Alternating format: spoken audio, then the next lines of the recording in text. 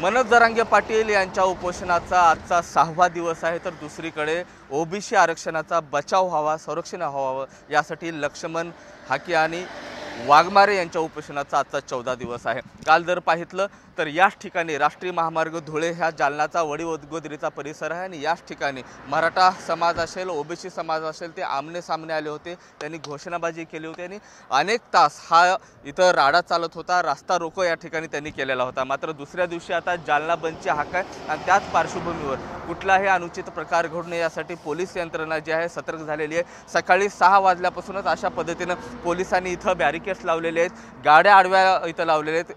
कुठेही सराटीला जाण्यासाठी किंवा वडीगोद्रीला जाण्यासाठी जो रस्ता आहे तो पूर्णपणे आता बंद करण्यात आलेला आहे। कुठलाही अनुचित प्रकार घडू नये यासाठी पोलिसांनी पावलं उचललेले आहेत। माध्यमांच्या गाड्या असतील, अधिकाऱ्यांच्या गाड्या असतील, त्या गाड्या सुद्धा या ठिकाणी अडवल्या जात आहेत।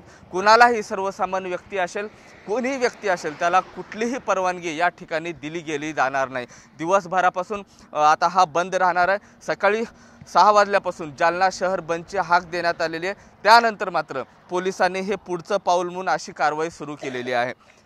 एकंदरीत पाहता आता दुपारनंतर पुन्हा एकदा मराठा समाज असेल, ओबीसी समाज असेल, हे दोघेही या ठिकाणी पोलिसांशी संवाद साधून रस्ता मोकळा करण्याचा प्रयत्न करतील का हे पाहावं लागणार आहे। कॅमेरा पर्सन विकी चव्हाणसह मी महेंद्र कुमार मुधोळकर, वडीगोद्री, TV9 मराठी।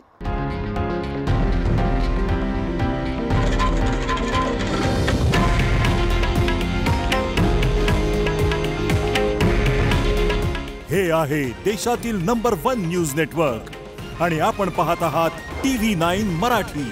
काळजी तुमची, हित महाराष्ट्राचं।